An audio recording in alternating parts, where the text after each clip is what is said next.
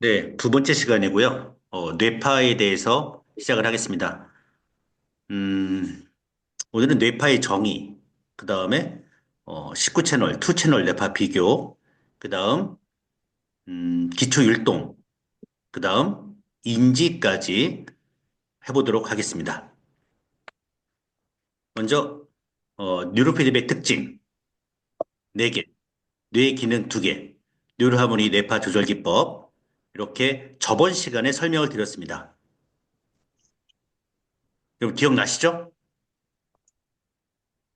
제가 호명을 해드릴 테니까 이렇게 이름 부르면 여러분들이 답변을 해주셔야 합니다.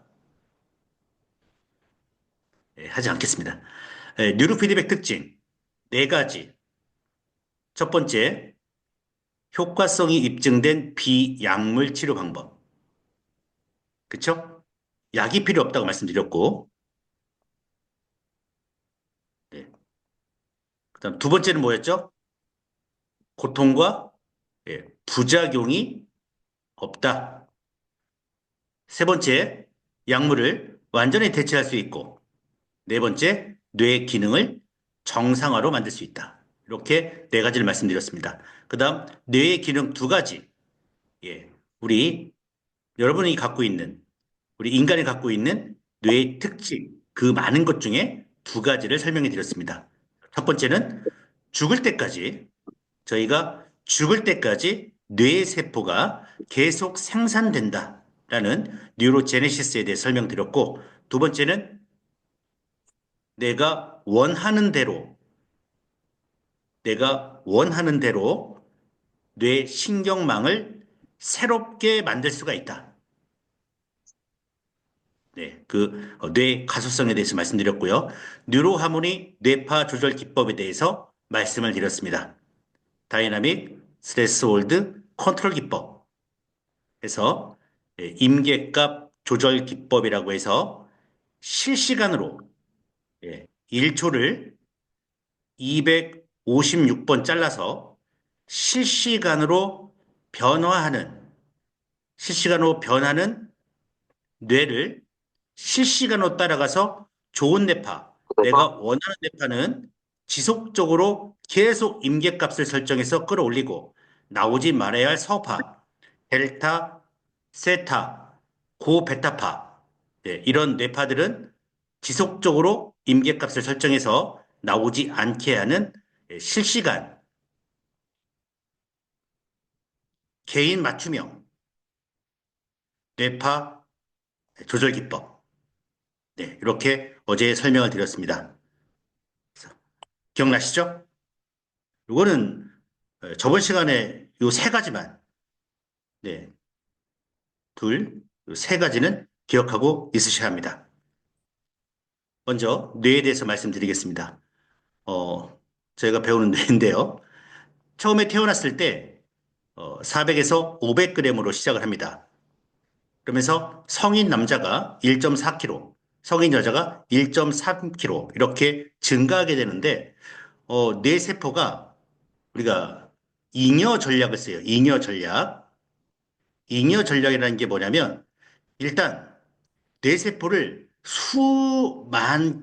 수많이 이렇게 태어날 때 많이 만들고 그다음 계속 살아가면서 가지치기를 하는 겁니다. 네. 그래서 태어났을 때 뇌세포가 제일 많아요. 근데 계속 살아가면서 뇌세포가 가지치기 하면서 점점 사라지고 또 죽는 세포도 있는데 무게는 증가합니다. 이렇게 뇌의 무게는 증가해요. 그래서 뇌의 무게가 이렇게 증가하는 이유는 신경망이 발달되기 때문입니다. 보시면 태어났을 때 뇌입니다. 태어났을 때 뇌세포들이 여기 있고 요 가지들이 신경망입니다. 생후 3개월 됐을 때 세포 늘어나는 게 아니라 보십시오. 신경망이 많이 만들어지고요. 1년 됐을 때는 신경망이 엄청 많아집니다. 그러면서 뇌 무게가 많아진다는 것은 뇌 세포 수도 중요하지만 이런 가지, 신경망이 상당히 중요하다.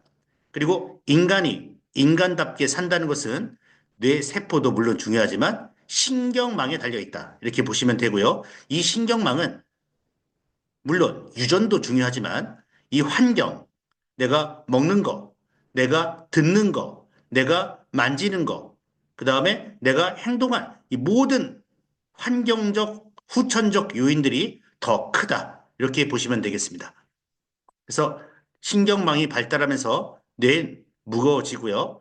뇌세포 수는 1천억 개, 시냅스 수는 100조 개 정도가 됩니다. 그래서 우주에서 우리가 아는, 우리가 알고 있는 우주에서 가장 복잡하고 가장 신비로운 것이 바로 뇌이고요.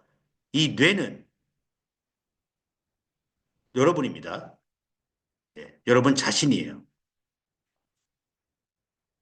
그래서 이 뇌가 하는 기능, 예, 뇌의 기능이 여러분이 하는 모든 기능인데 이 뇌의 기능에 대해서 여러분들이 조금씩 조금씩 하나씩 알고 간다면 결국 이 뇌의 과학이라는 것은 학문이 아니라 뇌의 과학이라는 것은 학문이 아니라 바로 나를 사랑하는 일입니다. 내가 나를 알고 내가 나를 사랑하는 일이지 이거를 암기하고 시험 문제 풀고 이런 건 2차적인 일이죠. 체온 조절. 여러분 36.5도 체온 조절을 누가 합니까? 예, 뇌가 하게 되고요. 혈압, 혈당, 심장 박동 전부 뇌에서 조절하게 되는 거죠. 그 만약에 이런 뇌의 기능들을 우리가 조절할 수 있을까? 뇌를 내 스스로 조절할 수 있을까? 조절할 수 있다면 얼마나 대단하겠습니까? 근데 조절할 수 있다. 조절 능력이 생긴다. 나를 사랑하게 되면. 네. 이게 저는 뇌의 과학이라고 생각하고 있습니다. 에너지원은 두 가지를 먹습니다. 산소와 포도당. 포도당은 탄수화물에서 나오게 되죠. 그래서 밥도 좀 먹어야 하고요. 산소 엄청나게 중요하죠. 예. 이 산소 같은 경우에 나중에도 말씀드리겠지만 우리가 이제 나이가 들어가면서 폐가 점점 노화가 되고 좁아집니다.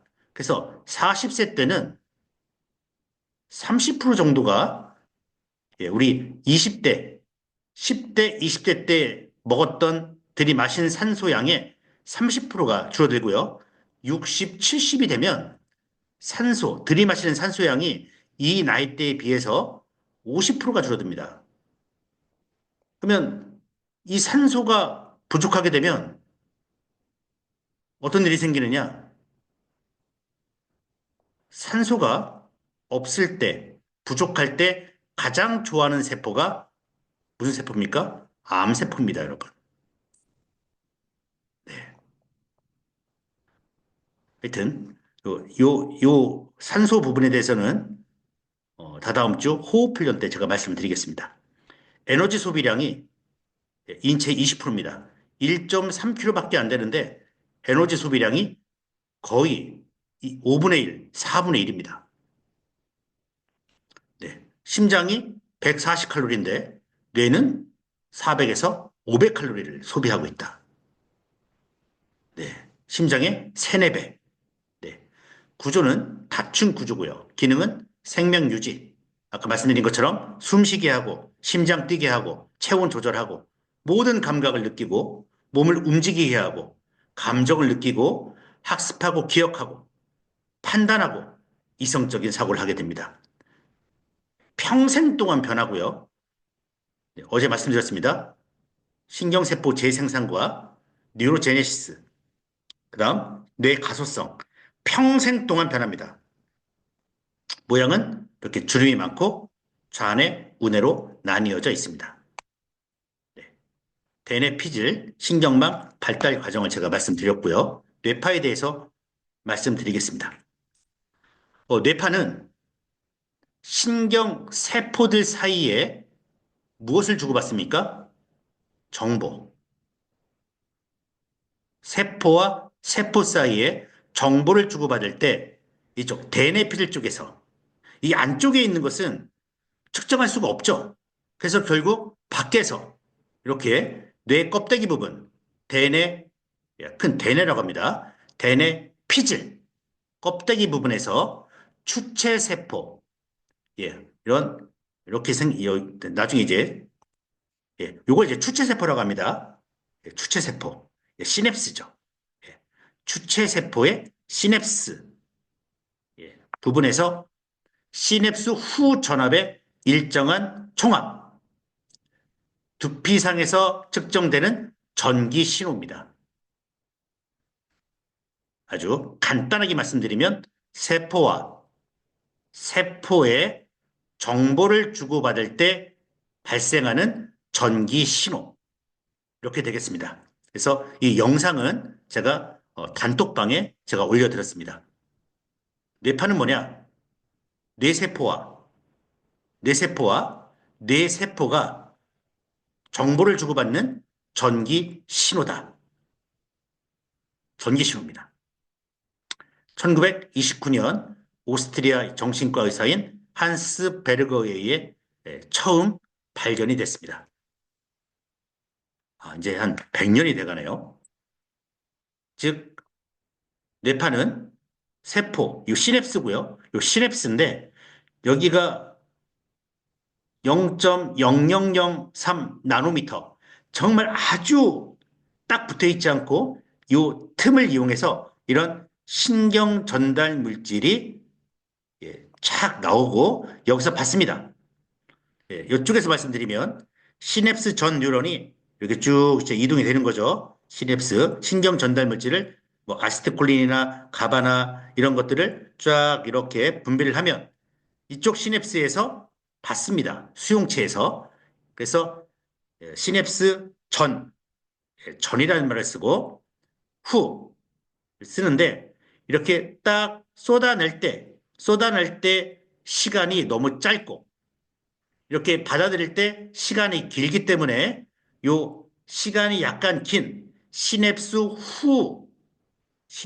후에 전기 신호를 측정하는 게 뇌파입니다. 뭐 여기까지 모셔도 되고요. 뇌파는 세포와 세포의 대화다. 이게 대화하는 거죠. 뭘로? 신경 전달 물질로 대화하는 겁니다. 그럼 신경 전달 물질은 몇 가지가 있냐? 크게 나누면 억제성과 흥분성 신경 전달 물질이 있습니다. 억제할 거냐? 흥분시킬 거냐? 네. 그래서 요 신경 전달 물질의 종류, 뭐 이런 내용들은 제가 계속 단톡방을 이용해서 올려드리도록 하겠습니다. 하지만 이건 뭐 전공 깊이 공부하실 재미있으신 분들 하시겠지만 두뇌거래사 2급에서는 굳이 필요 없습니다. 더 중요한 내용들이 많기 때문입니다. 이걸 측정하는 방법에는 머리에 이렇게 두 개를 측정하면 투 채널, 머리에 네 군데에서 측정하면 4 채널, 여덟 군데 이렇게 넣으면은 8 채널, 19개 이렇게 머리에다 이렇게 대면 19 채널 이렇게 되는 겁니다. 그래서 저희 파나톡스 뉴로하모니가 2001년도에 스타트를 하죠. 세계 최초 자동화 휴대용 뉴로 피드백 뇌파 측정과 뉴로 피드백 장치로 이제 시작을 합니다. 이때 국가기관인 한국표준과학연구원에서 이 제품하고 비교를 합니다. 이 제품은 뭐냐? 19채널이에요. 뉴로하모니는 2 채널이고 이거 측정 시간은 한 3, 40분 걸립니다. 이거 2 채널 5분입니다. 그래서 비교를 해봤는데, 근데 이거 어떤 제품이냐? 어떤 제품이냐면, 뇌파 측정기는, 이 뇌파 측정기는 미국에서 신뢰도와 타당도가 입증되어 의료용으로 가장 많이 사용되고 있는 그라스 시스템입니다. 그라스라는 회사가 미국에서 가장 처음으로 뇌파 측정기를 만든 회사가 되겠습니다. 이 의료용 제품하고 우리 누르아몬의 투채널과 비교했을 때 0.916, 91.6%가 같다 해서 신뢰성이 입증된 바가 있습니다. 입증된 바가 아니라 입증됐죠. 몇 년 전에? 25년 전에 이미 국가기관에서 대덕연구단지에 있는 한국표준과학연구원에서 미국 의료용 19채널과 비교했을 때 0.916 신뢰성이 입증되었습니다. 지금은 더 떨어졌을까요? 더 높이 올라갔을까요? 네. 저희가 SCI 논문으로 시카고대, 시카고대 심리학과, 서울대학교 의공학과, 고대 심리학과, 도쿄대 뇌과학부 이렇게 논문을 발표했습니다. 여러분이 원하시면 요 시카고 대학교, 그다음에 서울대 의공학과 논문을 제가 보내드리고 요 도쿄대 뇌과학부 신화라 교수께서 9개월간 9개월간 그렇게 일부 현미경처럼 꼼꼼하게 검사하고 그다음에 훈련까지 시켜서 발표한 내용도 공유하겠습니다. 나온 김에 저희가 지금 이제 서울대도 들어가 있고 예, 도쿄대도 들어가 있고 일본이죠. 그다음에 북경대도 들어가 있습니다. 예, 북경대. 그러면 한국, 일본, 중국의 최고의 대학교에는 저희 파나톡스 뉴로하모니가 다 들어가 있다. 이거 얼마나 재미있고 얼마나 즐거운 일입니까? 서울대 의공학과, 도쿄대 뇌과학부, 북경대 의대 제6병원에서 ADHD 임상을 하고 있는 거죠. 네. 심지어 2017년에는 원 채널, 네, 원 채널입니다. 여기는 하나, 둘, 뭐 셋, 뭐 4채널. 여기는 이제 많네요. 그러니까 다 채널 해보겠습니다. 그래서 이런 거하고 이게 이제 화살표가 이렇게 이제 이렇게 변한다는 거죠. 이렇게. 그래서 해봤더니, 예, 19채널과 비교했더니 이것만 측정해도 94%가 같다. 94%. 원채널. 이렇게 기술이 좋아졌다는 겁니다. 빅데이터가 쌓이면서.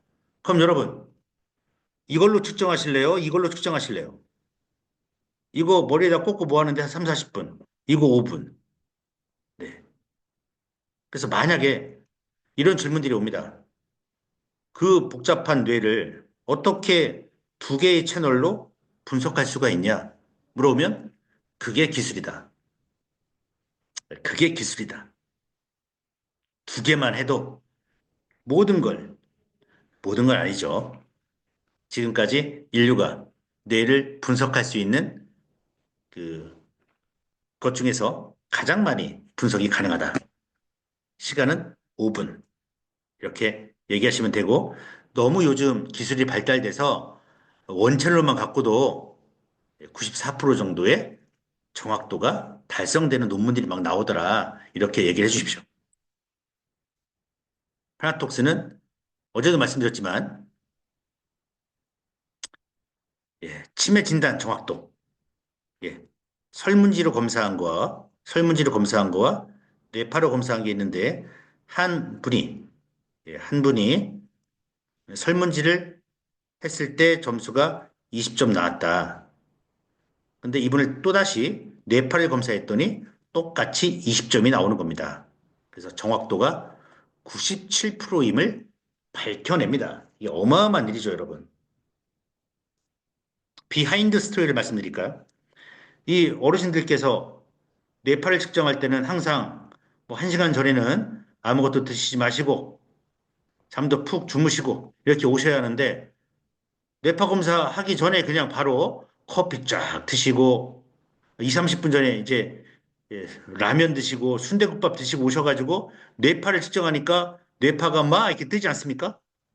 이건 아 그럼에도 불구하고 정확한 심의 리듬을 파악해서 저희가 밝혀낸 겁니다. 그래서 SCI 논문 심사 통과를 했고요.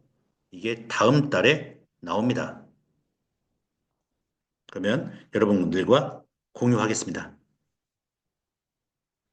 제가 하는 얘기는 파나톡스 얘기처럼 들리겠지만 대한민국의 얘기입니다. 다른 나라에서 여러분 이런 얘기를 해보십시오. 대단하다고 합니다. 파나톡스 얘기하면 뭐 중소기업. 하지만 파나톡스가 걸어가는 길은 아무도 가지 않은, 아무도 가지 않았던 미지의 뇌과학 중에 인공지능이 아닌 인간지능의 길을 가고 있다. 우리 인류의 미래는 인공지능에 달려있는 것이 아니라 우리 인류의 미래는 인간지능, 인간지능에 달려있다. 인공지능에 지지 않을 인간지능, 인공지능에 노예가 되지 않을 인간지능을 개발하고 예, 더 인간지능을 끌어올리는 이쪽이 파나톡스가 걸어가는 길입니다. 파나톡스가. 예, 뇌과학에서 측정과 조절이 있었고요. 조절은 저희는 자가 뇌조절, 네, 인간지능의 극대화 이쪽이 길이 저희 파나톡스의 가치이고 미래다 보시면 되겠습니다. 네, 뇌파의 종류 들어가겠습니다. 여러분, 뇌파가 몇 개가 있습니까?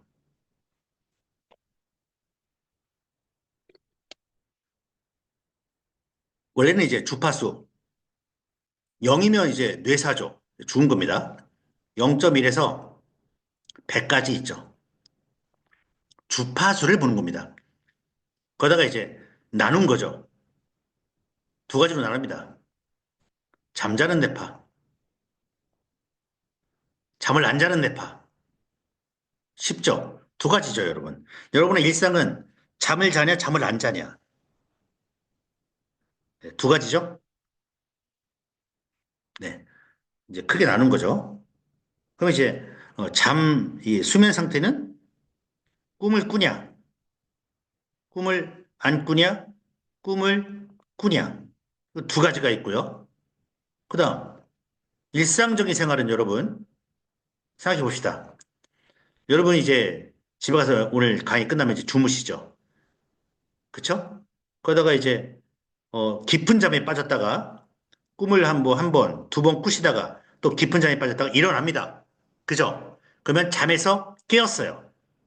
잠에서 깨면 안정을 취해야 합니까? 집중을 해야 합니까? 안정을 해야죠. 안정. 눈을 딱 뜨고, 깼구나. 지금 몇 시지? 오늘 비가 오나 눈이 오나? 안정을 딱 취하다가 이제 어떻게 해야 돼요? 정신을 차려야죠. 그죠? 네, 각성해야 합니다. 각성. 이제 일어나자. 각성. 하고 준비하고 나가야 합니다. 그 다음, 일을 해야죠. 집중을 해야 합니다.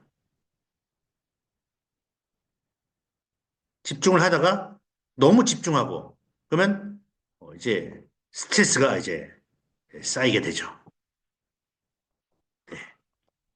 스트레스가 쌓이면 어떻게 합니까? 안정을 취해야죠.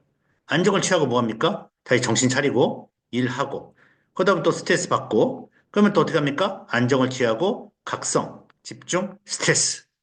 그러다가 이제 집에 가서 잠을 자러 가는 거죠. 이 뇌파입니다. 이 뇌파. 이게 전부죠. 여기에 대해서 이제 하는 겁니다. 즉, 이 뇌파는 여러분이에요. 여러분의 삶이에요. 예, 여러분의 삶입니다. 너무 쉬워요. 전혀 모르고는 저는 그 제가 화장품을 좀 이렇게 뭐 살까 보니까 어 먼저 뭐부터 발라야죠? 토너, 그다음 뭐 에멀전, 그다음에 에센스, 그다음 뭐 크림, 영양 크림, 아이 크림 이렇게 막 가는데 또 뭐 BB, 뭐 CC 뭐 이렇게 많더라고요. 근데 이 뇌파는 잠자는 거와 잠자지 않는 거, 꿈꿀 때와 꾸지 않을 때와 꿈꿀 때, 안정, 각성, 집중. 5개. 전 이게 더 쉬웠습니다. 그래서 뭐 하나씩 하나씩 이거 보는 겁니다. 예, 한번 보겠습니다. 당시에 그 오스트리아 예, 그 한스 베르거 그분이 뇌파를 보고 이런 델타, 세타, 알파, 저베타, 베타파 이렇게 내는데 그 당시에 이제 과학적 지식들이 전부 그리스어로 이렇게 거의 공용화되어 있기 때문에 그리스어로 이렇게 정합니다. 델타, 세타, 알파, 저베타, 구베타, 감마. 이 SMR은 이제 영어예요. 이건 이제 미국에서 발견한 거겠죠. 미국에서 발견했습니다. 일단 델타파부터 보겠습니다. 이건 암기사항입니다. 그래서 델타, 세타는 잠자는 거. 알파 이렇게 이거는 잠을 자지 않는 상태에서 나오는 겁니다. 델타파 0.1에서 3 깊은 수면 상태. 그래서 1초에 3번 둘, 셋, 하나, 둘 이런 큰 리듬입니다. 세타파는 1초에 4에서 7 수면 상태. 여기는 꿈을 꾸는 상태입니다. 꿈. 예. 1초에 하나, 둘, 셋, 넷, 다섯, 여섯, 일곱. 이렇게 1초에 7번 졌다 하면, 이 사람은 꿈을 꾸고 있구나 생각하시면 됩니다. 알파파, 8에서 12. 휴식 상태, 안정 상태. 여러분들이 쉬고 있을 때 나오는 뇌파입니다. 그 다음, SMR, 12에서 15. 각성 상태, 주의 상태라고 합니다. 주의. 네. 언제 나옵니까? 주의. 여러분, 각성 상태 만들어 보세요. 지금. 언제 나옵니까? 네. 모든 걸, 아니, 어떤 걸 선택할 때. 예. 내가 주의가 선택하는 능력입니다. 예. 뭘 선택하려고 할 때. 쇼핑할 때 나온다고 했습니다. 쇼핑. 예. 안정을 취하고 있다가, 나 뭐 사야겠다. 지마켓이나 쿠팡 가가지고 뭐 사야겠다. 했을 때, 요 SNL파가 나옵니다. 그 다음, 여기 16인데, 예. 16. 활성 상태. 집중입니다. 집중. 집중할 때 나오는 뇌파가 저베타. 근데 이게 20일, 이제 머리가 지끈지끈하고 너무 활성화되면 흥분이 되죠. 그래서 스트레스 상태가 30이고요. 이 감마파는 31에서 100까지. 어떤 아이디어, 맞다. 그런 아이디어가 딱 떠오를 때, 활성된 뇌파가 나왔을 때, 감마파 이렇게 나옵니다. 그래서 이렇게 느린 뇌파, 델타, 세타파는 서파라고 합니다. 빠른 뇌파, SMR, 베타, 감마파는 속파, 속도할 때 속파, 느린다, 서행할 때 서파, 느린 뇌파, 빠른 뇌파. 이렇게 봅니다. 뇌파, 델타, 세타, 알파, SMR, 저베타, 고베타, 감마파. 요거는 암기 사항이시고요. 암기이고 여러분들이 반복하면서 자동적으로 암기될 수 있도록 계속 예, 제 강의 들으시면 됩니다. 그냥 예, 암기가 되실 겁니다. 네, 델타파 보겠습니다. 델타파 0.1에서 네, 3Hz입니다. 아주 느린 리듬입니다. 느린 리듬. 깊은 수면 상태에서 발생합니다. 그러니까 비렘, 꿈을 꾸지 않는, 그러니까 렘이 Rapid Eye Movement라고 해서 눈동자가 빠르게 좌우로 움직이는 건데 비렘이에요. 비렘. 그래서 이런 렘 수면 상태가 나오지 않는 수면입니다. 그래서 깊은 수면이라고 하고 이 REM, 레피드 수면은 요 세타파에서 렘 수면이 발생합니다. 눈동자가 왔다 갔다 해요. 이게 꿈이라는 거죠. 꿈. 꿈꿀 때 그렇습니다. 그래서 잠을 자고 있을 때 이 깊은 수면 상태가 나오면 아주 좋은 거죠. 푹 자고 있다는 겁니다. 그 다음에 신생아의 한 6개월 정도의 배경 뇌파입니다. 그래서 아이들이 어, 젖을 먹고 뭐 이유식을 먹고 그냥 자죠. 왜? 뇌가 델타파 상황이기 때문입니다. 근데 정상인에게 발생할 경우 네, 깨어 있을 때 여러분 지금 깨어 있는 상황이죠? 이게 깨어 있는 상황에서 뇌파를 측정하는데 델타파가 나오면 여러분 좋은 거예요, 안 좋은 거예요?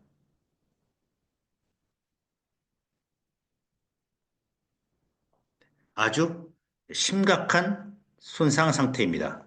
심각한 상태. 왜? 깊은 수면 뇌파가 깨어 있을 때 나와야 하는데 깨어 있을 때 나오지 않고 아니요. 깊은 수면 뇌파가 잠잘 때 나와야 하는데 잠잘 때 나오지 않고 깨어 있을 때 나온다. 눈은 뜨고 있는데 자고 있는 네, 이런 상태가 되죠. 그래서 델타파가 나올 경우에 심각한 뇌손상으로 혼수 상태, 식물인간, 뇌출혈, 뇌병변, 외상성 뇌손상, 치매, 파킨슨 같은 질환이 의심이 됩니다. 네.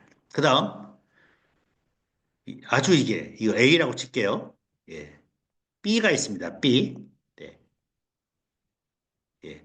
델타파가 아주 이건 강하게 나올 경우고 이거 델타파가 아주 강하진 않지만 델타파가 세게 나올 때 B. 세게 나올 때 B. 아주 세게 나올 때 이쪽이고요. 그래서 너 델타파가 세게 나온다. 그러면은 안구 근육에 문제가 있습니다. 시력에도 문제가 있는 겁니다. 네. 그다음에 안구 건조증도 의심이 되고요. 그리고 목덜미, 어깨 부분이 굳어 있습니다. 경직돼 있다는 거죠. 그래서 산소, 경동맥에 산소가 불충분하게 공급이 되고 산소가 불충분하게 공급이 되니까 어떤 문제가 생깁니까? 편두통 가능성이 생기고요. 산소가 안 올라가니까 뇌가 피곤하고 활력이 떨어지고 근육 탄성이 없어지고 뇌 혈액 문제가 생기게 됩니다. 나중에 이제 이렇게 세게 나오다가 델타파가 너무 솟구친다, 높게 나온다면 이런 뇌혈액 문제로 인한 뇌혈관 막힘, 뇌혈관 터짐 같은 뇌출혈, 뇌경색 이런 질환들이 나오게 되는 거죠. 그다음 산소 부족, 비염 가능성이 있고요. 또한 이명 가능성도 있습니다. 네. 그다음 세 번째는 이런 증상이 없어요. 없는데 이 사람이 델타파가 세게 나왔다. 그러면은 눈을 깜빡이거나 육체죠. 몸을 움직이거나 이것도 육체죠. 뇌파가 아닌 육체 움직임이죠. 그래서 자파라고 합니다. 자파. 델타파 공부해봤습니다. 이거는 전부 여러분들이 이제 하나씩 하나씩 머릿속에 암기를 하셔야 하는 거죠. 그럼 세게 나온다는 게 뭐냐? 예. 자, 몇 헤르츠죠? 0에서 3. 그러면 한번 보겠습니다. 이게 2D 스펙트럼인데요. 좌뇌가 파란색, 우뇌가 빨강색으로 되어 있습니다. 요 밑에 이렇게 행으로 되어 있는 것이 주파수가 되겠습니다. 행, 열은 세기. 예, 여기는 열은 세기. 이쪽은 주파수. 그러면 델타파는 몇 헤르츠? 여러분, 0에서 3헤르츠. 이 정도죠. 이 구간. 0.1에서 3까지. 그리고 세기니까 어느 정도 나와야 하냐? 4 정도 나와야 합니다. 4 정도. 4, 5, 6 정도. 이 정도 나오면은 오케이. 정상. 근데 이제 8에서 16 정도. 이렇게 나왔다. 그러면 델타파가 안 나와야 하는데 여기 깊은 수면 상태니까 안 나와야죠. 깨어 있는데. 근데 이게 나왔다면은 세다. 예, 세다. 그럼 델타파가 세면은 B, B, 안구 근육, 시력 문제, 목덜미 어깨 경직성, 경도의 산소 불충분 공급, 근육탄성 없어짐, 뇌혈액 문제, 뇌피골 활력 없어지고 편통 가능성 이명, 비염 가능성이 있다. 근데 이걸 더 뛰어넘어서 20이 마지막인데 20으로 뛰어넘었어요, 이렇게. 그러면은 이 사람 뇌출혈, 뇌병변, 외상성 뇌손상, 치매, 파킨슨이 의심되고 있을 수 있다. 물어보시면 돼요, 여러분. 아셨죠? 근데 일반 분이 이런 증상이 없어요. 아주 건강한 사람인데 델타파가 이렇게 나왔다. 그러면은 이 사람은 몸을 움직였을 것이다. 눈을 너무 막 깜빡이거나 몸을 막 움직였을 것이다. 예. 그래서 저희가 뇌파 측정할 때 가만히 있으라고 하거든요. 편안한 상태에서 가만히 있으세요 했는데 자꾸 손을 떨어. 수전증, 파킨슨 이런 거 어쩔 수 없거든요. 틱장애 이런 분들이 이렇게 나오죠. 그래서 옆에서 꼭 뇌파 측정할 때 별표 5개 치고 네, 셋, 넷. 뇌파 측정할 때 옆에서 꼭 지켜봐야 한다. 꼭 지켜봐야 합니다. 뇌파 측정할 때, 이 사람이 무의식적으로 왼쪽 다리를 떠는지, 손가락이 계속 움직이는지 보셔야 합니다. 그냥 뇌파 측정하게 냅두고, 핸드폰 보시거나 밖에 나가서 커피 드시면 안 되는 거죠. 이걸 못 보지 않습니까? 이 사람이 눈을 깜빡이는지 몸을 움직이고 있는지를 모르죠. 그죠? 그래서, 저한테 뇌파를 측정한 다음에 한 이틀 있다가 저한테 뇌파를 딱 주면 제가 분석할 때 델타파를 보고 제가 뭐라고 하겠습니까? 이 사람 움직였어요? 안 움직였어요? 저는 그렇게밖에 물어볼 수가 없습니다.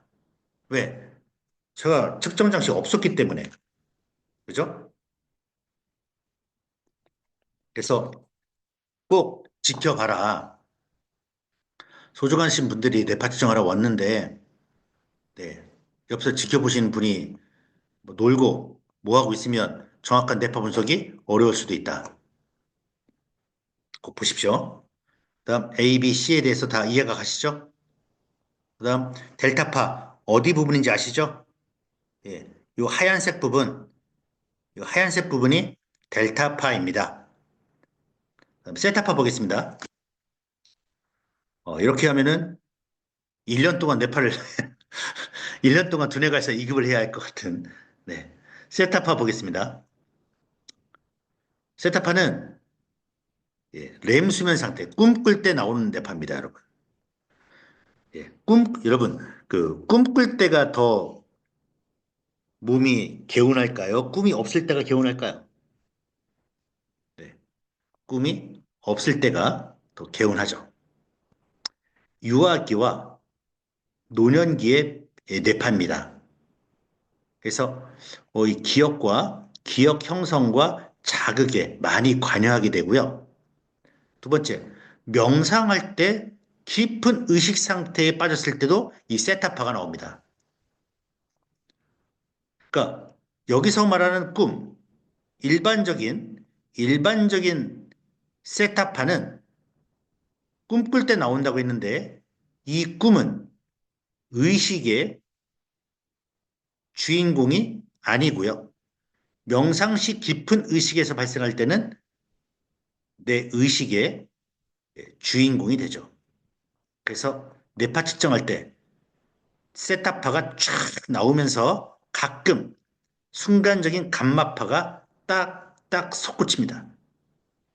새로운 아이디어, 창조성이 명상할 때 쭉쭉 나오거든요. 네, 화면상으로도 볼 수가 있습니다.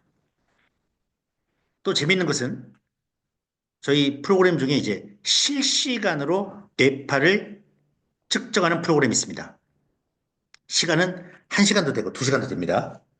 그러니까 우리 템플스테이, 예, 불교에서는 템플스테이에서 명상으로 쫙 들어갔을 때 뇌파 측정기를 딱 착용하고 자, 지금부터 명상 화두를 딱 던지고 명상 들어갑니다 하면 어떤 사람은 명상 상태에 있는지, 어떤 사람은 잠자고 있는지, 어떤 사람은 졸고 있는지, 어떤 사람은 헛생각하고 잡생각하는지가 다 뇌파로 나오게 됩니다. 네. 그래서 정말 자신 있는 분들은 뇌파 측정 이런 거 하지만 자신 없는 분들은 안 하시는, 이런 거 나쁘다. 심지어 나쁘다고 얘기하는 그런 불상사가 벌어지는 일도 있었죠. 네. 정상 성인 시, 실망이 아니죠, 이건. 네. 정상 성인 시 정서 불안이나 중독 문제도 세타파와 관련이 있고요. 각성 시, 이것만 여러분들이 암기하면 되겠습니다. 주의 산만, 과잉 행동, 충동, 중독. 이게 아이들이에요. 노화, 기억력한테는 성인. 예. 그래서 주의 산만이 뭡니까? ADD. ADD. ADD가 뭐예요? 주의가 산만. 주의가 뭐랬죠? 주의. 선택하는 능력.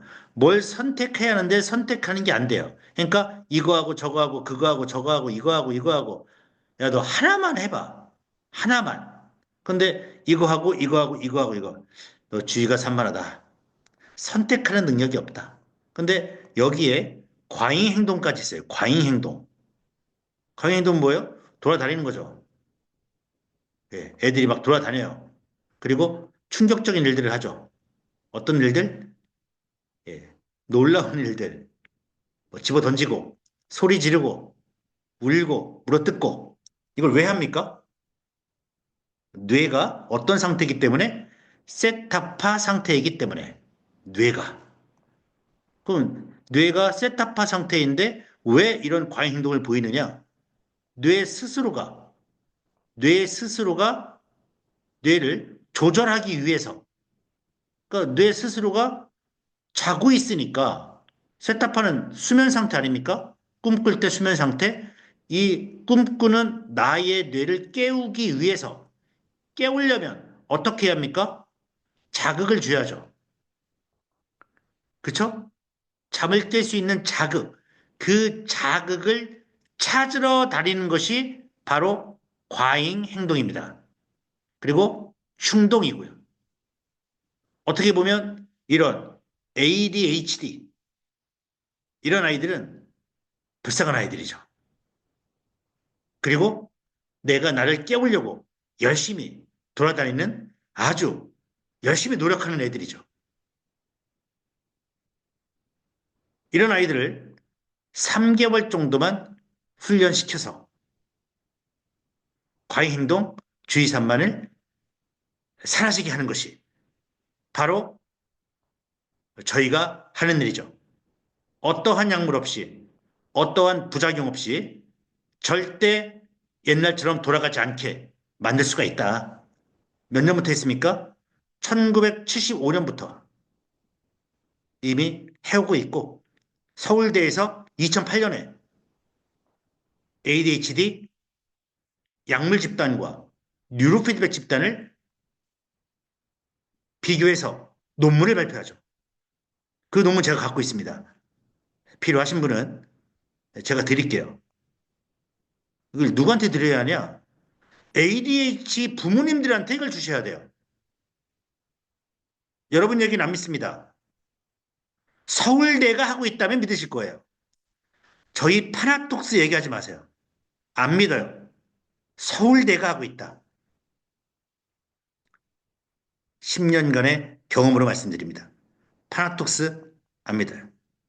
여러분 말 안 믿을 거예요. 서울대학교 논문을 주십시오. 그러면 이 파나톡스라는 게 말이야 할 필요 없습니다. 야, 서울대에서 논문 나온다는 읽어봐. 네. 저희 제품이 서울대 병원에도 들어가 있고 저희 제품이 서울대랑 같이 만들었지 않습니까? 그래서 그냥 차라리 서울대에서 만든 뉴로피드백 장치가 있더라. 그렇게 얘기하는 게 더 좋을 것 같습니다. 그 다음 노화, 기억력 감퇴. 그래서 뇌파를 측정했는데 7Hz 나왔다. 그럼 뭐라고 하시면 됩니까? 노화되고 있어. 기억력이 감퇴하고 있어. 그럼 노화라는 게 뭡니까? 노화. 세포와 신경망이 세포 죽어가고 있고 신경망도 뚝뚝 끊어지고 있다. 그러니까 서울과 부산이 이렇게 4차선, 6차선 이렇게 쫙 돼 있었는데 부산이 인구가 소멸되어 이게 노화된다는 겁니다. 그러면서 서울과 부산의 길이 4차선에서 2차선밖에 안 가. 그러면 기억력이 감퇴하는 거죠. 네. 그러면은 세타파 부분은 어디냐? 4에서 7이니까 네. 세타파. 아, 세타파는 무슨 세 부분? 4에서 7이니까 네. 이 부분. 네. 아이고 이거 색깔이 좀 그렇습니다. 형광펜으로 예. 4에서 7. 그러니까 이 주황색 부분이 세타파가 되겠습니다. 이 세타파는 높게 나와야 한다, 낮게 나와야 한다. 낮게 나와야 한다. 네. 그래서 세타파, 델타파 이렇게 봤습니다. 잠자는 뇌파 예, 2개 봤습니다. 그다음 이제 깨어나서 알파파 보고 잠시 쉬었다가 네, 하겠습니다. 네. 알파파입니다. 일단 7까지는 자는 거고요. 깨어납니다. 8에서 12. 네. 8에서 12가 알파파고요. 8에서 9, 8, 9를 저 알파파. 10 정상. 특히 11 뉴로 피드백 최적 성능 훈련의 목표. 여러분의 목표는 11Hz. 11Hz가 서울대학교 가는 리듬이라고 얘기했습니다. 그래서 여러분 자녀분들 뇌파를 측정해서 중학교 3학년 이상, 예, 중3 이상 측정했을 때 8, 9가 나왔다. 그러면은 8, 9에 맞는 학교에 갈 것이고 10이 나왔다면 예, 11 나왔다. 그러면은 정말 좋은 대학에 갈 것이고 일반 성인이 이렇게 나온다면 그분은 뛰어난 업무 수행 능력과 직무 수행 능력, 학습 능력을 갖고 있다. 이렇게 보시면 되겠습니다. 그 다음에 뉴로 하모니 훈련했을 때 최애 목표는 여러분 11Hz 만드는 것이 목표이고 여러분 자녀분들이 만약에 자녀분들에게 뛰어난 인재가 되고 서울대 연고대 그다음에 내가 하고 싶은 것을 성공시키고 싶다 하면은 11Hz를 만들어 주시는 것이 부모님의 역할이라고 저는 생각합니다. 8Hz, 9Hz 이런 아이에게 이렇게 만들어 주는 것이 부모의 역할 아니겠습니까? 근데 너무 이렇게 이렇게 있는데 누구 닮았냐? 학원을 바꿀까? 아니, 저기, 책을 바꿀까? 과외를 시킬까? 안 됩니다. 네. 11. 11Hz 뇌파. 제가 좀 이따 보여드리겠습니다. 각성, 깨어있는 상태에서 눈을 감고 쉬고 있을 때 발생합니다. 정상 성인의 기본적인 뇌파로 기초율동이라고 합니다. 알파파 차단은 뭐냐면 알파 블로킹이라고 하는데 눈을 감으면 안정이 되기 때문에 강한 알파파가 나오고 눈을 뜨면 시각적 정보가 쭉쭉 들어오기 때문에 안정이 되지 않으니까 약해지는 현상을 알파 블로킹이라 하고요. 이게 반대로 이게 반대로 나타나면 눈을 감았는데 여러분 눈을 감았는데 집중이 돼버리고 눈을 감았는데 활성화가 돼버려요. 그래서 여러분이 침대에 누웠는데 눈을 딱 감았는데 이 생각, 저 생각, 그 생각, 뭐 영화, 첫사랑, 그 다음에 해외 이런 잡생각들이 막 떠올라요. 이게 뭐냐? 역설적 알파 차단이라고 하는데 이때가 수면 장애, 졸림, 수면 부족, 기면증 이런 분들입니다. 네, 심각하죠. 그 다음 전두엽에서 알파파가 좌측이 세게 나오면 좌측이 우측보다 20% 세게 나오면 우울증적인 소견이 있습니다. 반대로 우측이 세다. 그러면은 우측이 셌다가 좌측이 셌다가 우측이 셌다가 좌측이 셌다가 이렇게 왔다 갔다 한다 하면 조울증적인 성향이 있다. 그래서 알파파는 좌우 균형이 딱 맞아야 정서적으로 안정이 된다. 요 알파파가 나옵니다. 알파파. 알파파가 요 여러분 이렇게 보시면 요 노란색이 코입니다. 코. 왼쪽이 좌뇌, 우측이 우뇌입니다. 그래서 알파파를 봤을 때 좌측이 2.32, 우측이 2.93이에요. 우측이 강하죠? 그러면 이 사람 감정적으로 좀 왔다 갔다 할 수 있겠는데 다시 상대색이 보니까 9.48 대 12.1이면 우측 알파파가 세죠. 그러면 긍정적인 사람이나 다음에 또 측정했을 때는 또 반대로 바뀌어 있다면 이 사람은 양극성 장애 여기까지 의심할 수가 있죠. 일단 오늘은 제가 이런 어, 알파파를 지금 하면서도 아니요. 알파파를 하면서도 그 불면증 그리고 우울증, 그 다음에 조울증, 이 세 가지를 말씀드렸는데, BQ2에 들어가서 정서 부분할 때 더 자세히 말씀을 드리겠습니다. 네, 지금 알파파까지 했고요. 잠시 한 10분 쉬었다가 8시 5분부터 나머지 뇌파 쫙 보고 다음 이어가도록 하겠습니다.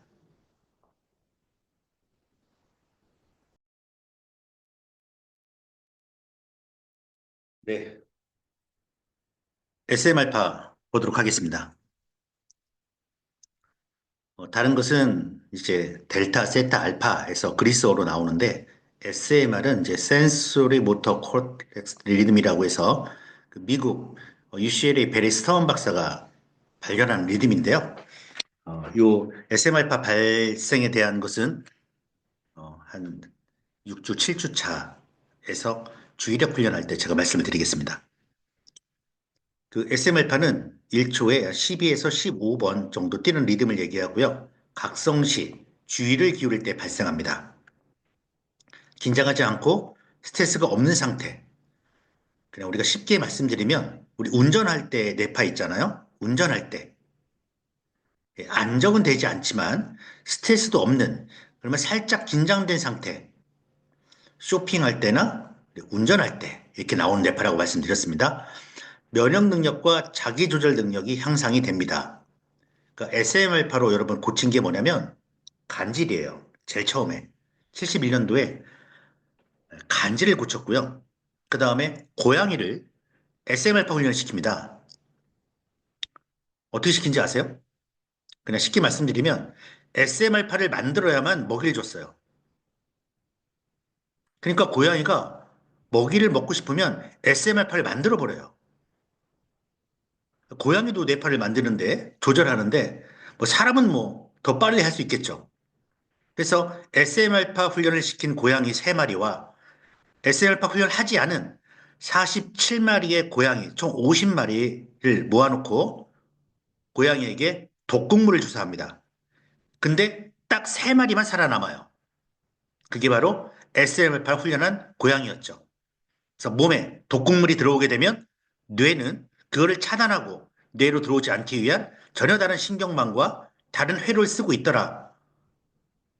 놀라운 사실을 1968년도에 이제 발견한 거죠. 이 얘기를 나중에 말씀드리고요. 테네시 대학교의 루바 교수가 공부 잘하는 아이들은 어떤 뇌파 상태인가를 조사를 합니다. 그 뇌파가 세타파, 잠자는 뇌파와 각성 뇌파의 비율이 2대1 나왔다. 아, 이 사람들은 공부를 잘하는구나. 이걸 발견하게 되죠. 몇 년도에? 1973년인가? 네, 그랬습니다. 예, 2대1이면 좋은데 3대1, 4대1, 5대1 올라가면 세타파가 그렇게 세진다는 거 아닙니까? 그럼 세타파는 아이들한테는 주의 산만, 과잉 행동, 그 다음에 충동 이런 게 더 강화가 된다는 거고 노인들에게는 기억력 감퇴, 노화가 더 올라간다는 거죠. 그래서 주의 상태는 연령에 따라 다릅니다. 한번 볼까요? 이분이 뇌파로 여러분 이제 인지를 한번 보는 겁니다. 인지. 뇌파로. 재밌죠? 예. 저만 재밌나? 네. 일단 세타파가 5.15 대 4.68입니다. 이 SMR은 1.84 대 2.30이에요. 그러면 거의 우측 뇌는 4.6 대 2.30이니까 2대 1. 좌측 뇌는 5.15 대 1.84니까 한 2.8대 뭐 2.7대 1이니까 아, 이 사람은 좌측보단 우측 뇌가 더 발달돼 있고 우측에서 하는 뇌 기능에 관련된 일들을 더 잘하겠구나. 그러면 우뇌가 하는 일들이 뭡니까? 네, 그렇게 들어가는 거죠. 그래서 잘 보면 여러분 이 아이의 만약 학생이라면 진로 적성 검사까지도 볼 수가 있죠. 그래서 저희가 100여 개 대학에서 대학생들, 1년 애들 저희가 검사를 해봤었습니다. 베타파입니다. 다 끝나갑니다. 이제 베타파. 13에서 30. 작업을 하고 있을 때 발생합니다. 저 베타파는 13에서 20. 고 베타파는 21에서 30. 주로 전두엽에서 나오고요. 저 베타파는 집중할 때, 고 베타파는 스트레스 상태가 되겠습니다. 그래서 좌뇌 저 베타파가 우뇌보다 강하면 네, 아주 적극적입니다. 근데 이게 지나치면 공격적이 됩니다. 공격적. 근데 우뇌가 강하다.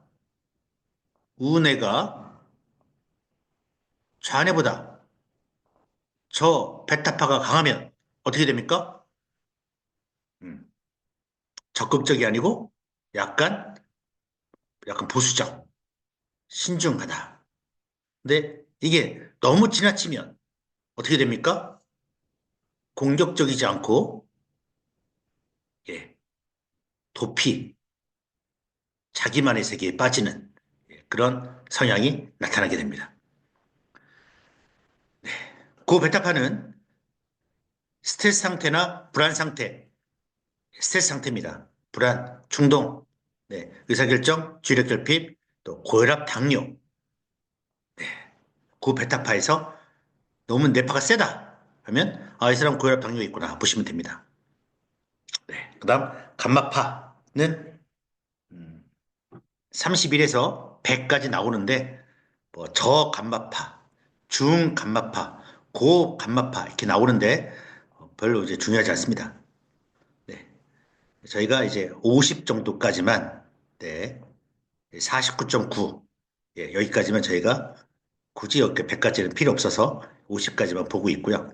인지 과정에서 정보의 결합 시 발생하고 명상 시 깊은 이식 상태에 발생합니다. 그래서 뇌파를 저희가 한번 다 훑어봤습니다. 네.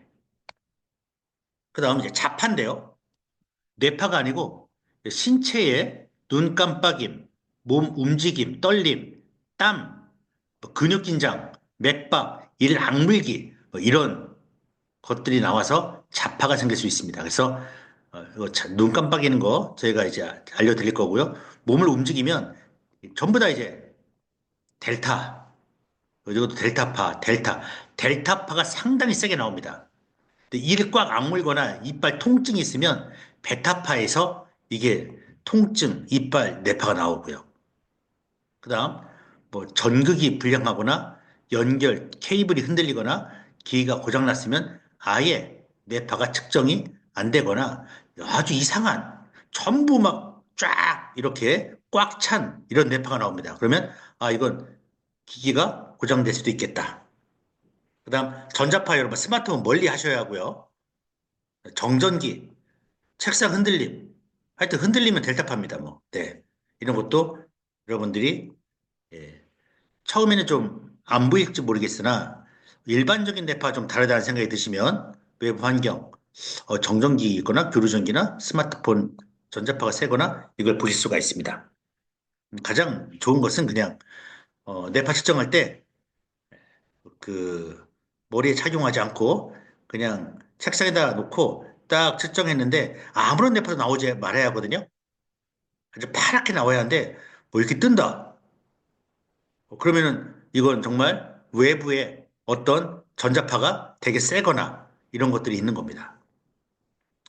뭐 수맥도 저희가 잡을 수 있어요. 수맥도. 네. 이런 자파가 있다 보시면 되겠습니다. 네. 그래서 뇌파를 저희가 어, 정리를 한번 해보겠습니다. 어떻게 정리할까요? 자, 뇌파가 있는데 두 가지로 나눕니다. 여러분 따라서 해보십시오. 예, 수면 뇌파, 비수면 뇌파. 예, 수면 뇌파는 몇 개? 두 개. 뭐요? 델타파와 세타파. 델타는 0.1에서 3, 세타파는 4에서 7. 그쵸? 그래서 델타파가 안 나와야 정상이고 델타파도 안 나와야 정상이다.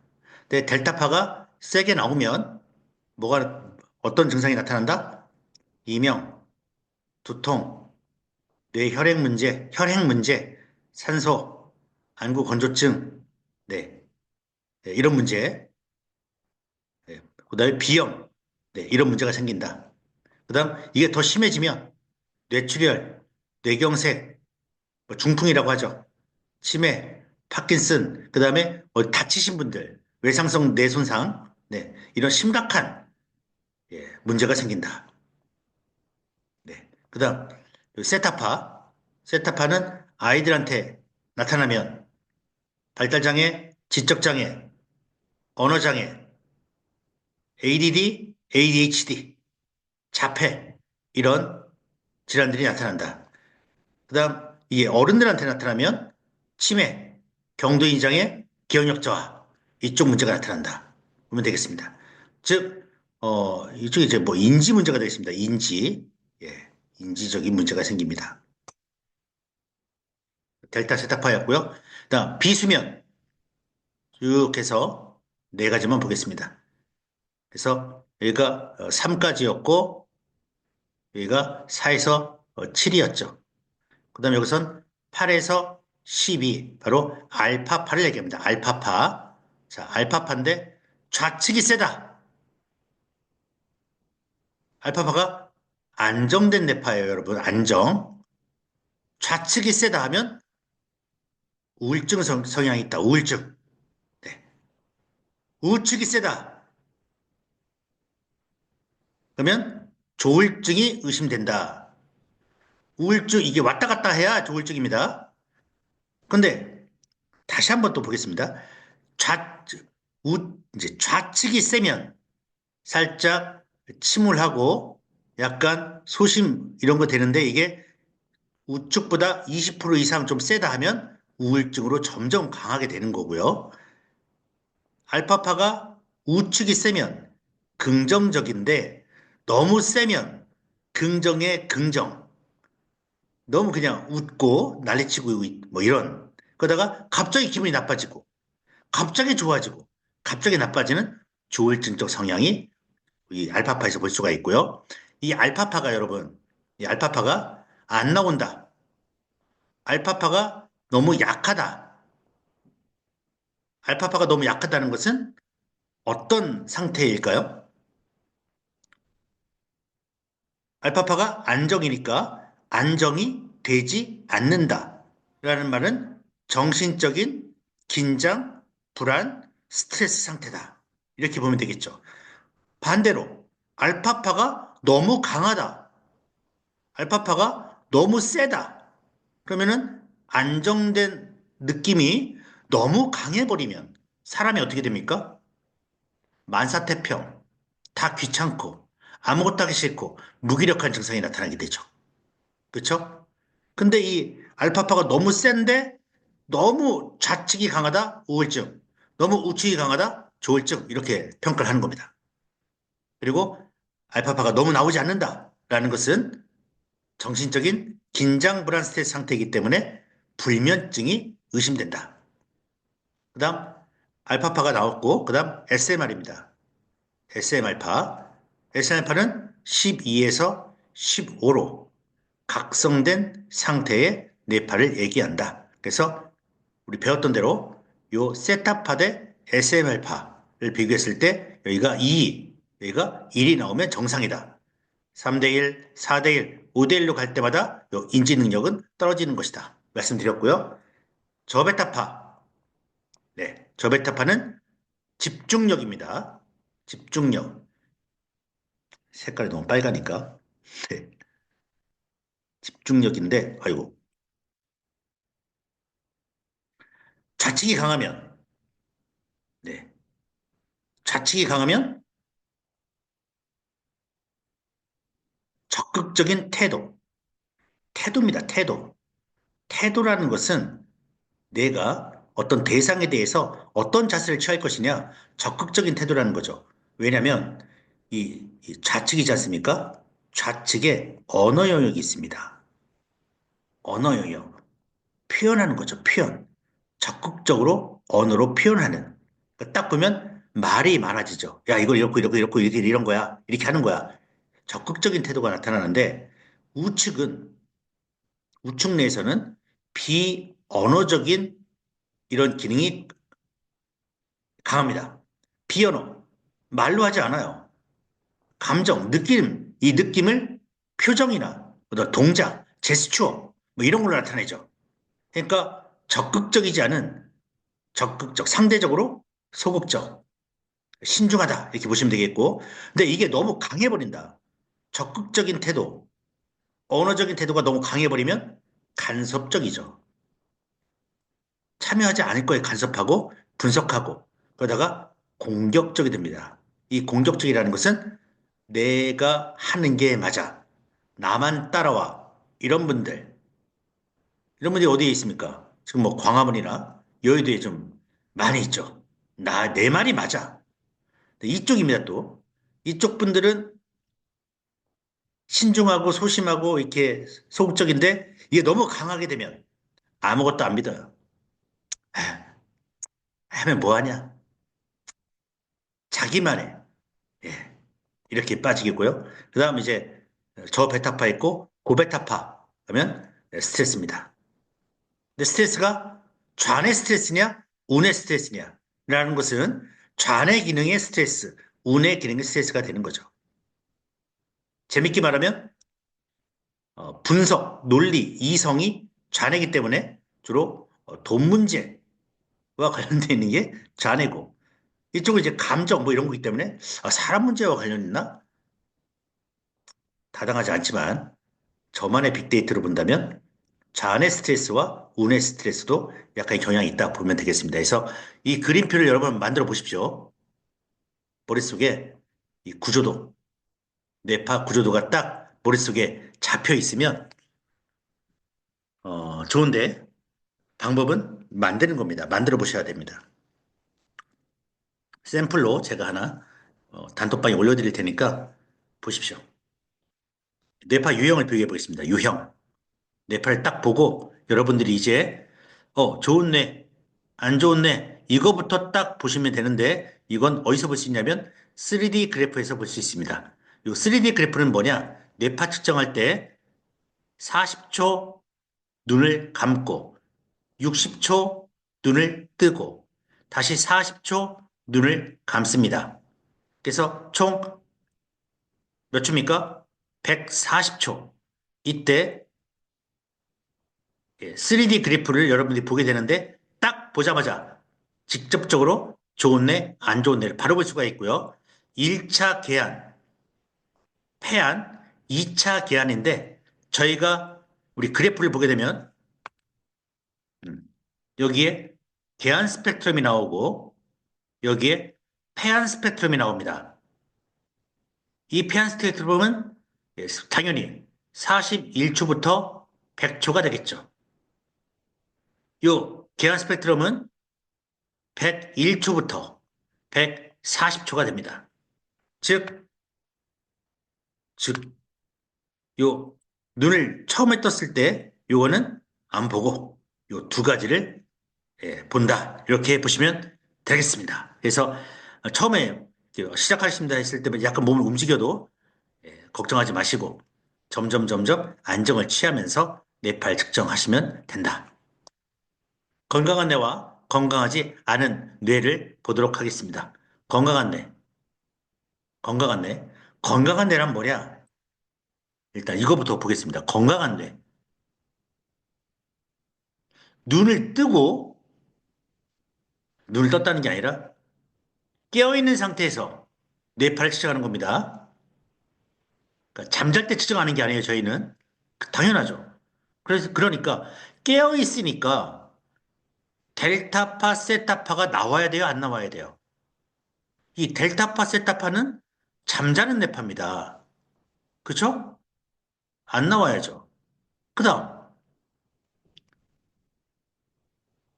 또, 눈을 감으면, 폐안, 눈을 감으면, 이거 안 나와야 하고, 기초율동, 이게 뭐라고 했죠?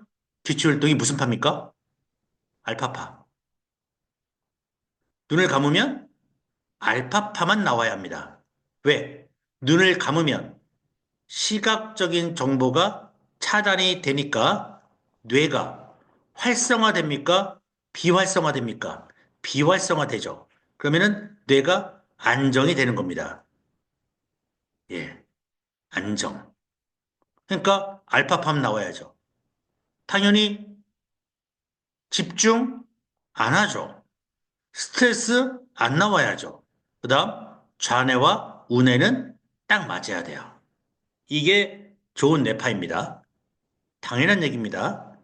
다시 한번 보겠습니다. 뇌파를 측정하는데 잠자는 뇌파 안 나와야죠. 꿈꿀 때 나오는 뇌파 당연히 안 나와야죠. 안정을 취하고 있으니까 안정된 뇌파만 나와야 하고 안정을 취하라고 했는데 왜 집중을 합니까? 집중한 뇌파 안 나와야죠.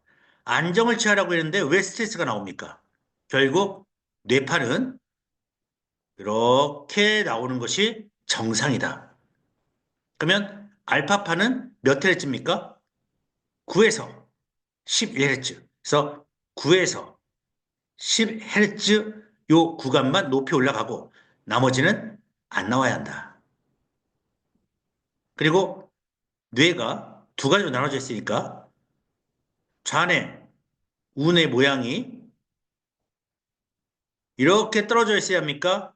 이렇게 같이 가야 정상입니까? 같이 가야 정상이고 좌뇌 따로 우뇌 따로 이런 사람들은 문제가 있다. 그랬을 때 이것만 보고 말씀드리겠습니다.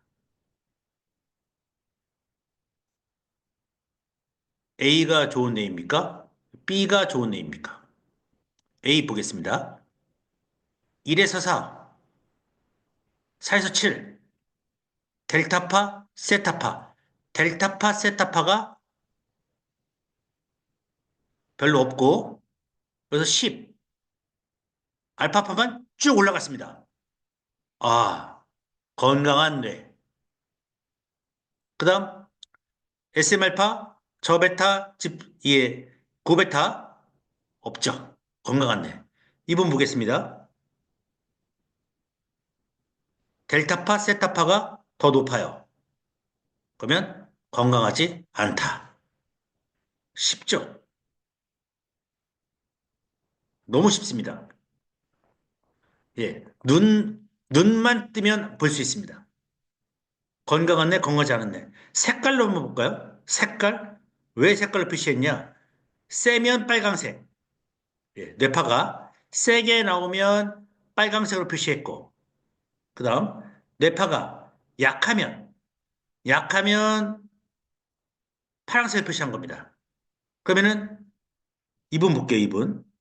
이쪽 부분.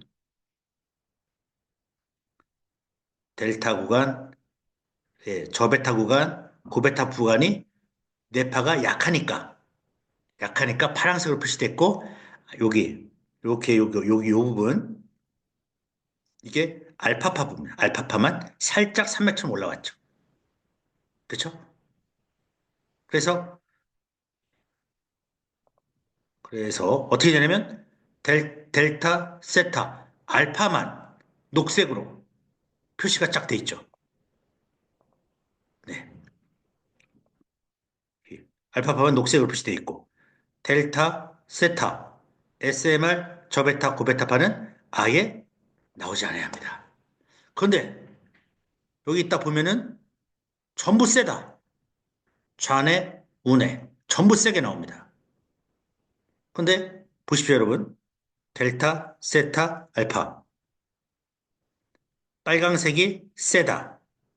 파랑색은 약하다. 했을 때 좌뇌, 우뇌, 좌뇌, 우뇌, 좌뇌, 우뇌가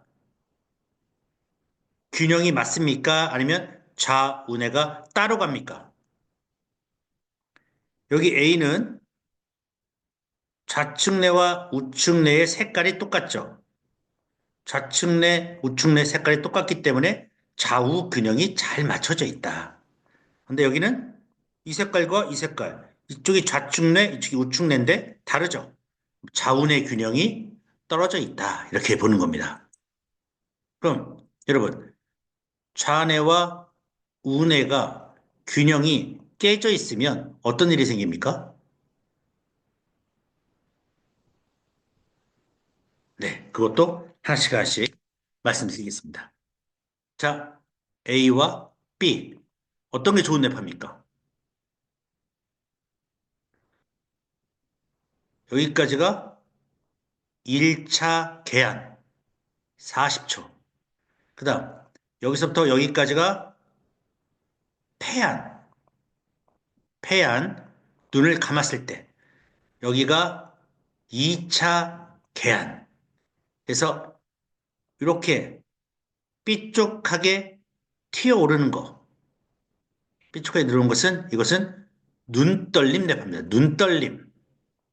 예, 눈 깜빡, 눈떨림 뇌파입니다. 그리고 눈을 감았을 때 아무런 뇌파도 나오지 않고 이렇게 알파파만 나오는 것이 정상 뇌파. 네, 이분 보면 눈을 감았을 때보다, 눈을 떴을 때보다 1차 계함보다 이 눈을 감았을 때가 더 뒤쪽에서 이렇게 높게 나옵니다. 예, 이게 다 이게 솟구쳐 있죠, 이렇게? 네. 그러면 눈을 감았는데 더 이렇게 뇌파가 세다는 것은 스트레스, 불안하다. 뭔가 문제가 있다. 이렇게 보시면 되겠습니다. 그래서 일단 지금 뇌파 유형 A냐 B냐 했을 때 정확히 차이 볼 수 있겠죠? 자, 이 뇌파는 어떤 뇌파냐면 피곤하고 뇌 기능이 저하된 스트레스, 자폐 스펙트럼 뇌파가 되겠습니다. 네. 여러분들이 많이 뇌파를 측정해 보면 공통적으로 이제 얘 이렇구나, 얘 이렇구나 이렇게 알게 됩니다. 네. 이제 뇌파 분석을 해보겠습니다. 오늘은 8시 55분까지 하겠습니다. 25분 남았습니다. 네. 용어 정리. 세기. 주파수가 있는데 여러분. 헤르츠는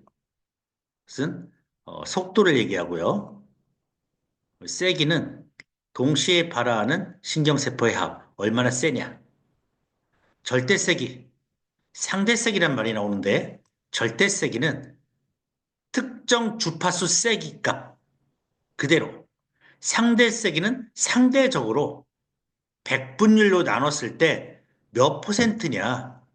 예, 이걸 상대세기라고 합니다. 알파파 상대세기를 구하자면 1에서 0.1에서 50분의 0.1에서 50분의 8에서 12 구간이죠. 곱하기 100. 이게 이제 상대수기 구하는 경우입니다. 그 다음에 이제 코헤런스라고 해서 동시성을 봅니다. 동시성. 동시성. 예. 좌뇌의 몇 헤르츠와 우뇌의 몇 헤르츠가 동시에 잘 만들어지냐. 이걸 보는 거죠. 이게 안 되면 협응력, 학습력과 효율성이 감소된다. 이렇게 얘기를 하고 있습니다. 기초율동 보겠습니다. 기초율동. 기초율동. 기초율동이 뇌의 나이를 얘기합니다. 뇌의 나이. 자, 보시면 여러분, 여기 부분 들어가는 겁니다. 여기. 여기 들어가는 거예요. 네. 예, 요거와 페안 스펙트럼. 예, 이쪽 A, B인데, 요 A와 B를 동시에 계속 보면서 여러분들이 가장 중요한, 이게 가장 중요합니다. 기초율동이. 너 몇 살이야? 이거랑 똑같은 겁니다. 예. 이거 보는 법. 이게 뇌파의 한 80% 정도를 예, 기초율동이 좌우한다 보셔도 됩니다. 그리고 태안이 왜 위에 있고 계안이 왜 밑에 있냐? 중요성입니다. 폐안이 더 중요합니다. 폐안. 왜요? 눈을 감으면 우리 지구에 살고 있는 모든 인류가 똑같은 공통적인 상태에서 측정이 가능합니다. 평균을 잡아야 하기 때문에. 하지만 눈을 뜨면, 계안, 눈을 뜨면 색깔도 보이고 환경도 다르고 그 주변에 누가 있다고 하면 뇌파는 완전히 변합니다. 그래서 누구나 똑같은 공통적인 표준 상태를 만들 수 있는 것은 눈을 감아버리면 돼요. 그래서 폐안이 더 중요합니다. 그래서 기초율동과 요 폐안을 같이 보면서 말씀드리고요. 요 헤르츠가 나옵니다. 뭐라고 했죠? 속도. 요 마이크로볼트는 세기. 아까 뭐라 했죠? 동시에 발하는 신경세포의 총합. 요 0.8은 뭐라고 했죠? 코히어런스. 동시성. 이렇게 얘기했습니다. 세 가지 보겠습니다. 먼저 기초율동. 뭐냐? 내가 작업을 하지 않고 아무 생각 없고 쉬고 있을 때, 눈 감았을 때 배경 뇌파란 말을 씁니다. 그 사람의 베이직 그라운드 뇌파. 그 다음에 눈을 감았을 때의 리듬을 얘기합니다. 기초 율동. 그래서 이건 여러분이 암기하셔야 합니다. 5살 때는 6Hz가 나와야 합니다. 7살 때는 7Hz가 나와야 하고요. 10살 때는 8Hz가 나와야 하고 15살 때는 9Hz가 나와야 합니다. 그 다음 45세까지는 90, 11Hz, 50세 이상은 9Hz가 나와야 하고 70세 이상도 9Hz가 나와야 하고 80세 이상도 10Hz가 9Hz가 9Hz 이상 나와야 합니다. 왜냐하면 여기 7Hz는 여러분 무슨 파? 세타파잖아요. 세타파. 잔다는 거 아닙니까? 뇌 기능이 저하됐다, 노화됐다는 거잖아요. 그러면 이렇게 점점 내려가면 좋아진 겁니까? 안 좋아지는 겁니까? 안 좋아지는 거죠. 그러니까 저희의 목표는 요 9Hz, 알파, 눈을 감았을 때 정상적인 9Hz 뇌파가 계속 죽을 때까지는 나와야 건강한 뇌로 살아간다는 겁니다. 즉, 여러분, 또, 그래서 요 7, 80세도, 90세도, 100살 때도 요 9Hz를 쭉 유지해야 하고요. 그 다음, 가장 우리 뉴로 피드백의 최고의 목표, 12Hz. 요거 만드는 겁니다. 자녀들은 서울대 보내는데 서울대 갈 수 있는 뇌, 11Hz라 말씀드렸고, 만약 10살 때 뇌파를 측정했는데 8Hz가 나오지 않고 10살 때 측정했는데 6Hz가 나왔다. 그건 뭡니까? 지적장애, 발달장애. 바로 5분 만에 알 수 있다. 네. 10Hz, 10살인데 9Hz 나왔습니다.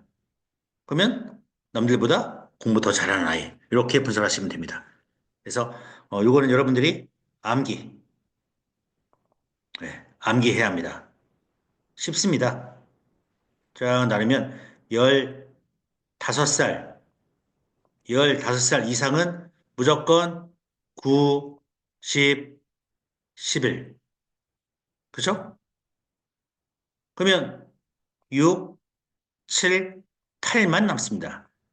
6, 7, 8, 9. 그죠? 15세부터는 9Hz, 10살 8Hz, 7살은 또 7과 숫자가 똑같습니다. 7, 7, 18. 요건 아닙니다.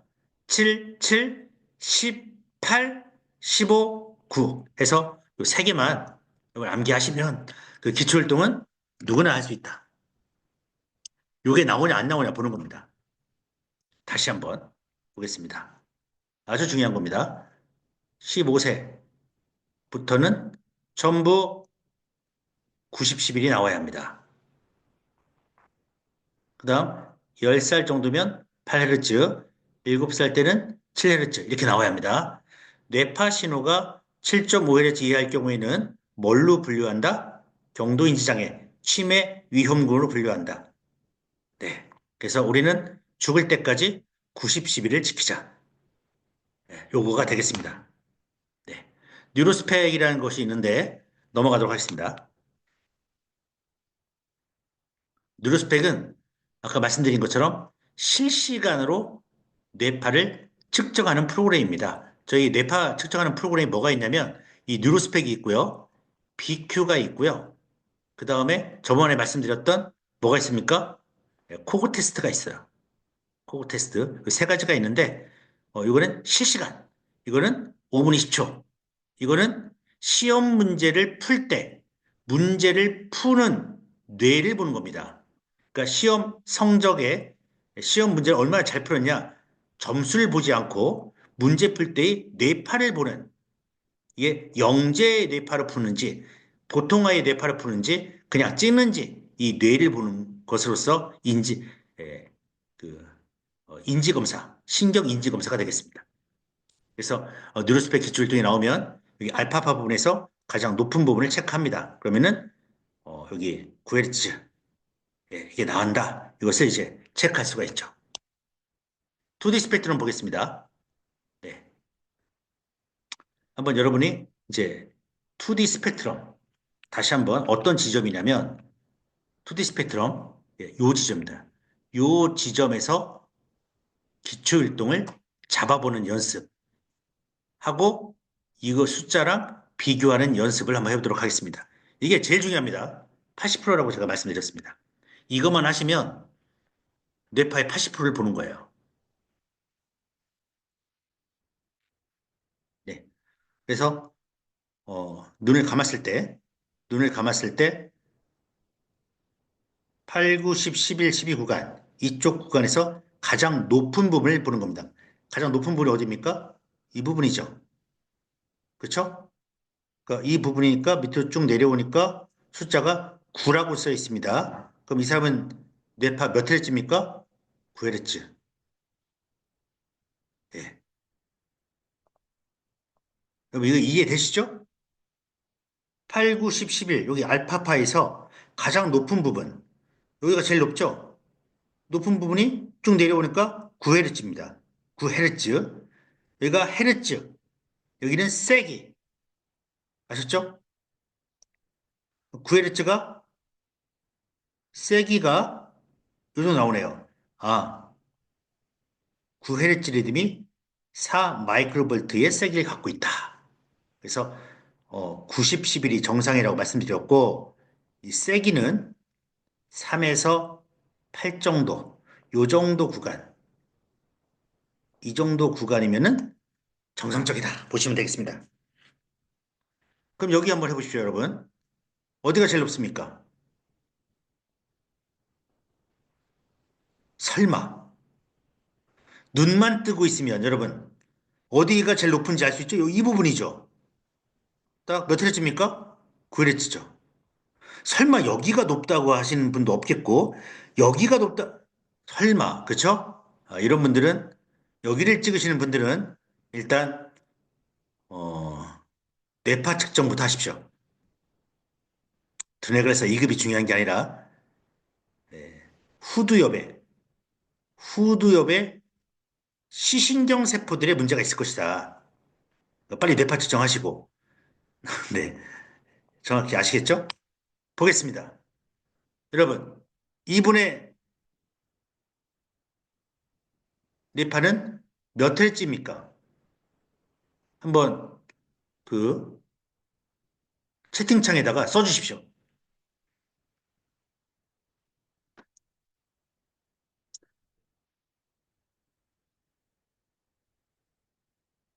이분은 몇 회째입니까? 잘 안 보이시면 제가 크게 해드릴게요. 네. 이걸 아시면은 기초일동은 끝납니다. 몇 회째입니까? 네, 한 분이 답을 하셨는데 10회째 맞습니다. 그 박종원님은 저기 주소 저에게 보내주세요. 제가 책 한 권, 책 이름은 뇌를 바꾸면 운명이 바뀐다. 작년에 나온 뉴로 피드백 책 제가 보내드리겠습니다. 이종훈 대표님이 쓰신 책인데 이분이 이 뉴로 하모니 훈련으로 죽을 고비를 넘깁니다. 그리고 죽기 전에 책을 한 권 써야겠다 해서 쓴 뉴로 리더십에 대한 책이죠. 네. 제가 답변을 해주셔서 제가 책을 선물로 보내드리겠습니다. 네. 요 부분이 제일 높죠, 요 부분. 그쵸? 이 부분이 제일 높습니다. 그러니까 당연히 10헤르츠. 정상. 그쵸? 네, 코헤런스입니다. 코헤런스. 동시성. 10헤르츠. 10헤르츠가 여기에 있죠? 그러면 쭉 가보니까 0.6 정도 나오는 겁니다. 그랬을 때 이 코헤런스는 0.8 이상이 되면 좋습니다.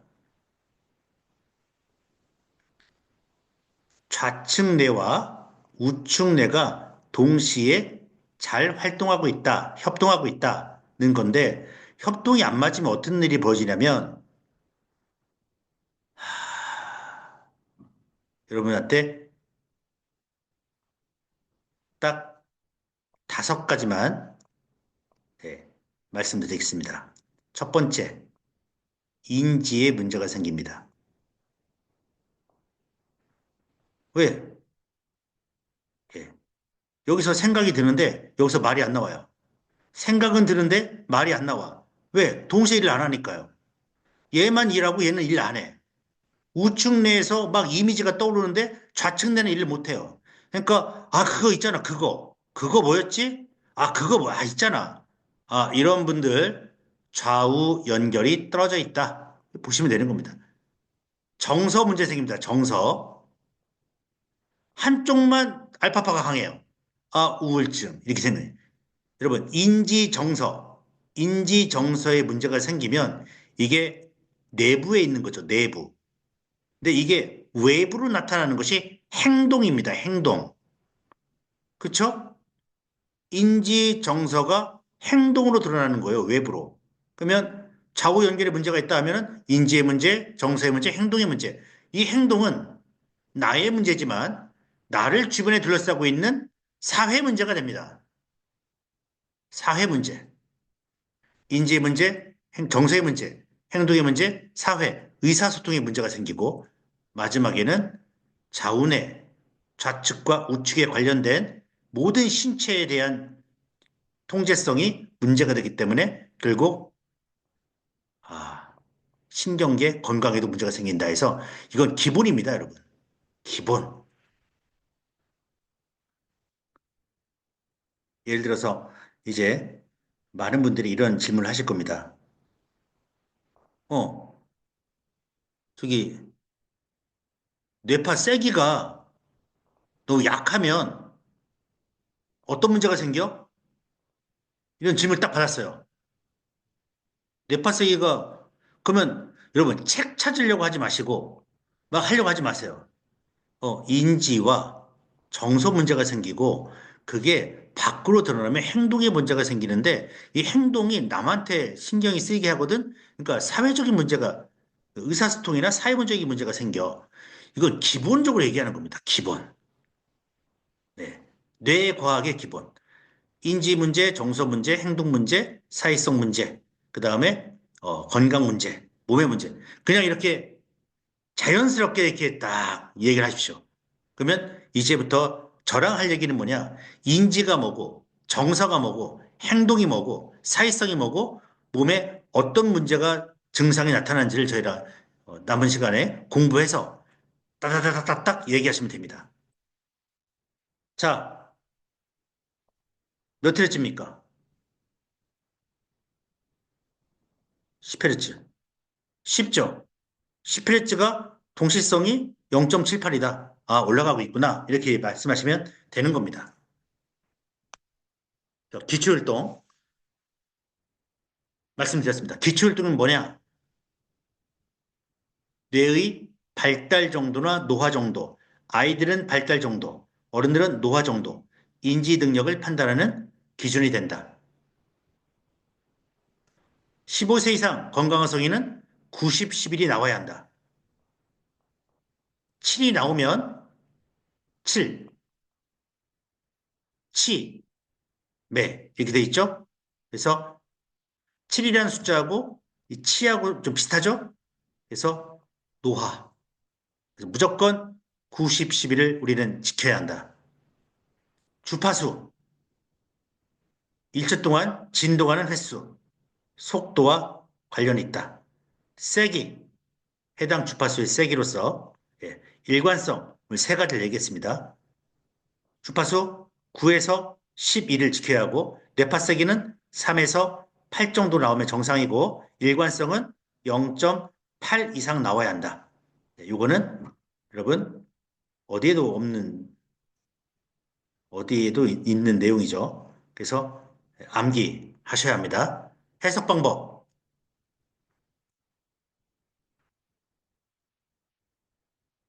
주피크 연령대에 맞게 나오면서 부피크보다 강해야 한다. 주피크, 알파파라고 보시면 돼요. 알파파. 부피크, 쉽게 세타파로 일단 알고 계십시오. 세타파. 예. 연령대에 맞게 9, 10, 11Hz가 나와야 된다는 얘기입니다. 그러니까 주피크, 그다음 주인 피크, 가장 좋은 피크가 90, 11Hz가 나와야 한다는 내용이고요. 그 다음 두 번째 높은 피크가, 예, 안 나와야 한다는 겁니다. 그러니까 주 피크가 부 피크보다 강해야 한다.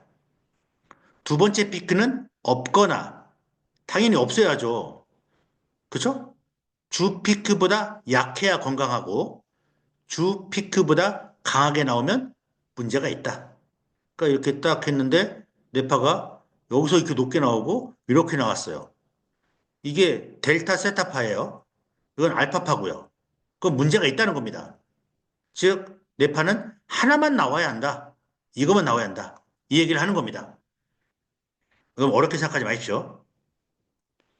그래서 주 피크가 90, 10일이 나와야 하는데 8이 나와요. 그럼 늙었다는 거죠. 아이는 발달이 안 됐다는 겁니다.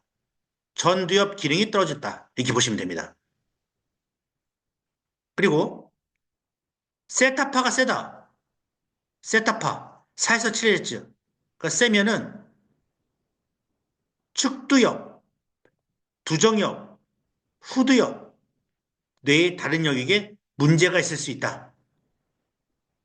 측두엽은 뇌 옆에예요, 옆에. 두정엽은 뇌 위에. 후두엽은 머리 뒷부분.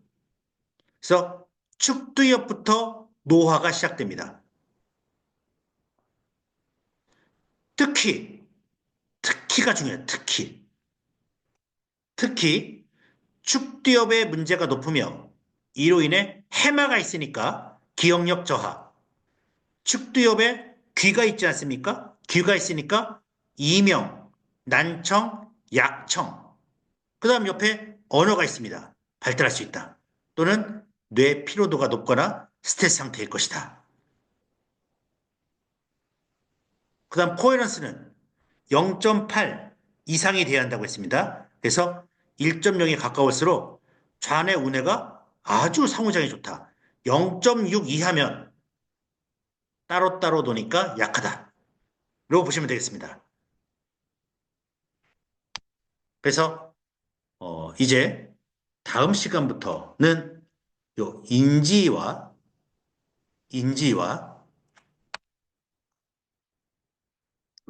요 2D 스펙트럼과 기초율동과 인지를 같이 이렇게 예, 보면서 이 분석할 수 있는 그런 방법을 다음 주 화요일 날 하겠습니다. 네, 오늘은 뇌파 종류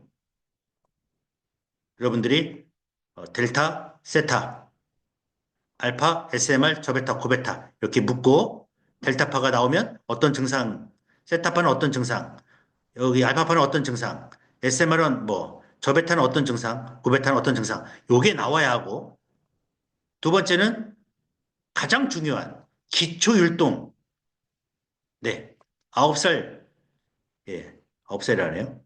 네, 15세부터는 9, 10, 11Hz 쭉 나가야 하고 10살 때는 8, 7살 때는 7. 요거 암기하셔야 합니다. 두 개만 이번 주에 좀 공부해 주시고 다음 주에는 이거 공부한 대로 이제 인지를 뇌파로 설명할 수 있어야 하고 수면을 뇌파로 설명할 수 있으면 이제 여러분들은 대한민국 0.1%의 뇌파 분석가가 되는 겁니다.